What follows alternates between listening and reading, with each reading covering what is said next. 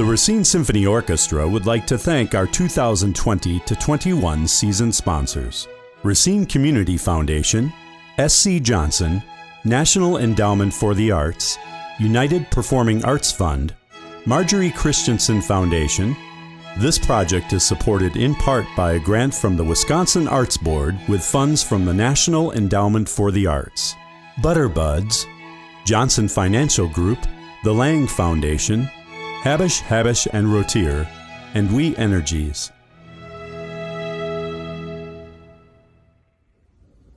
Good evening. I'm Executive Director Beth Bender, and it is my pleasure to welcome you to our celebration of Polish cultural heritage. During the last 6 months, we have deeply missed our audience when we haven't been able to give live performances, and we're so glad to see you here tonight. At the RSO, we believe that music is an essential part of what nourishes our souls as humans, and never has that been more apparent than over the last 6 months. As part of our service to the Racine community, we have decided to provide this video content free of charge. Unfortunately, that doesn't mean that it's free for us to produce. So please help us continue providing beautiful music to the Racine community by going to www.racinesymphony.org. We will put a link in the notes, and making a donation. Your support is deeply meaningful to our mission, and for that we thank you. Now I'm going to hand it over to Rob tomorrow for our pre-concert conversation, and to Maestro Pasquale Laurino to lead the performance.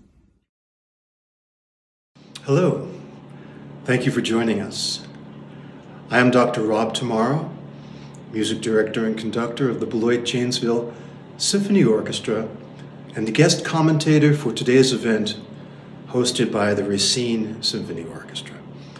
Tonight, we are celebrating a new recording of the Quartet for 4 violins by Polish composer and violinist Grażyna Bacewicz. This performance was recorded a few weeks ago and premieres tonight on the Racine Symphony Orchestra's YouTube channel. I think you will agree that the gifted violinists of the Racine Symphony have rendered a glowing and heartfelt performance of this challenging masterwork. The performers are the artistic director of the Racine Symphony Orchestra, Pasquale Laurino, the orchestra's concertmaster, Alexander Mandl, Darlene Rivest, and Claudette Kolosowski. This is the first time they have performed in this particular configuration. This piece was composed in 1950 in Poland, at the height of the Soviet occupation, which effectively cut the country off from the outside world in what became known as the Iron Curtain.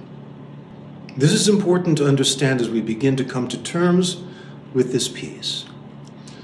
A striking characteristic of this music is the way in which it shifts between passages of dark and haunting dissonance, then suddenly breaks into a light-hearted country dance. So we wonder, what inspired the composer to alternate between these two dissimilar musical styles? To answer that, we must look at the life of Miss Bacewicz, and also the lives of other composers who were working behind the Iron Curtain at that time. Composers such as Dmitri Shostakovich and Sergei Prokofiev.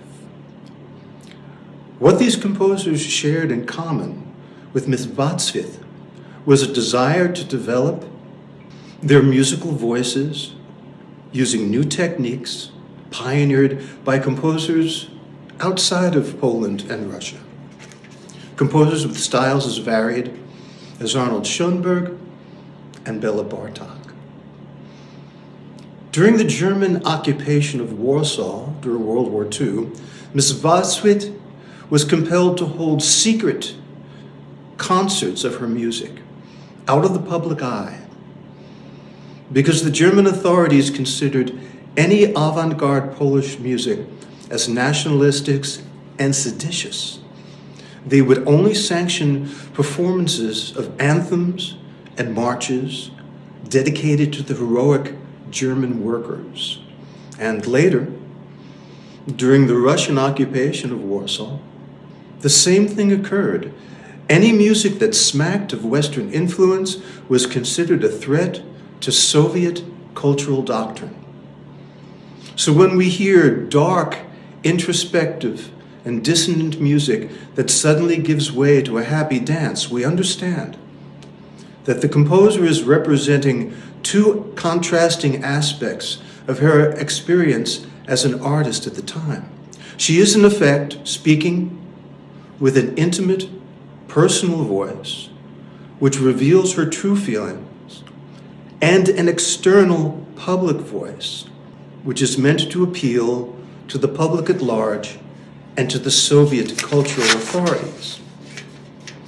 It is difficult for us to understand how dangerous it was back then to compose music that would curry disfavor with these authorities.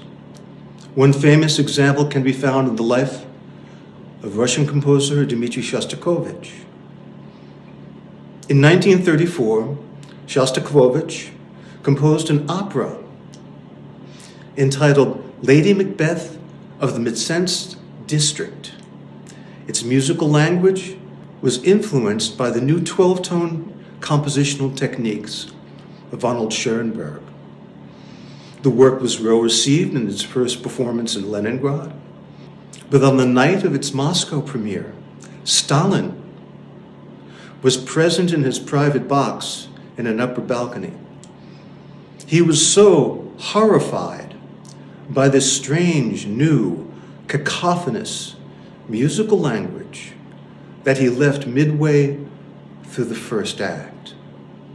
The next day, of course, the reviewer for Pravda issued a scathing denunciation of Shostakovich. It has been rumored that Stalin himself wrote the review, which was entitled Music or Muddle.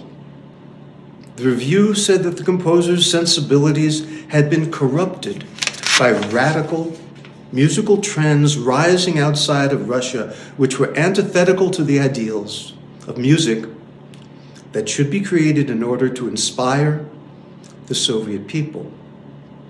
Shostakovich knew he was in serious peril. So he composed a symphony that he hoped would get him back in the good graces of Stalin and the Soviet Party hierarchy. It turned out to be his most popular work, his Symphony No. 5, which he subtitled An Artist's Response to Justified Criticism by the People. Fortunately, he was successful in this, but he never felt safe again. I studied with the Russian conductor Vladimir Kin, who was living in New York City at the time, and who had been an associate of Maestro Shostakovich's during that period in his life. As I began to work on the Fifth Symphony with Maestro Kin, I found that some of the metronome markings in the score were impossible to perform. They were impossibly fast, especially in the fourth movement finale. When I questioned Maestro Kin about this, he explained that while Shostakovich would be sitting at his kitchen table composing, he would be interrupted repeatedly at all hours by phone calls from his music publishers asking specious questions. Shostakovich understood that the KGB was using the publishers to check up on him. So when he would receive one of these calls asking for clarification on this or that metronome marking, he would say the first number that came into his head and hang up the phone. So that's why, to this day, we have the wrong metronome markings in the score to the Fifth Symphony. According to Maestro Kin, Shostakovich kept a packed suitcase by his side as he worked at his kitchen table. If he were to hear a knock on the front door at 2 a.m, he was prepared to grab it and run out the back. That's what it was like back then. Miss Bacewicz grew up in a suburb of Warsaw that is spelled Lodz. Some years ago, I flew to Warsaw, and was driven south into the province of Silesia to conduct a CD recording with the wonderful Silesian Philharmonic Orchestra in Katowice, which is about 126 miles south of the composer's hometown. I happened to notice a highway sign giving directions north to that town, and I asked the driver if Lodz was pronounced Lodz or Lodz. He said, "It is pronounced, of course, Łódź." So much for my grasp of the Polish language. Miss Bacewicz began her studies at the Warsaw Conservatory. After her graduation in 1932, she moved to Paris, where she studied composition with Nadia Boulanger. From 1936 to 1938, she was the principal violinist with the Polish Radio Orchestra. She married in 1936 and gave birth to a daughter, Alina Bionaka, who became a well-known painter. Following the disastrous Warsaw Uprising at the end of World War II, she moved her family out of the destroyed capital city to Lublin. She passed away in 1969, a year which witnessed the ascendance to international prominence of two of the next generation of great Polish composers, Krzysztof Penderecki and Witold Brusowski. In addition to her extensive composition of chamber music, Ms. Bacewicz wrote orchestral scores, choral works, music for the theater, film scores, and music for radio broadcasts. Thank you, ladies and gentlemen, for your kind attention. I hope you will enjoy this lovely new video recording of this important mid-20th century work performed by the violinists of the Racine Symphony Orchestra.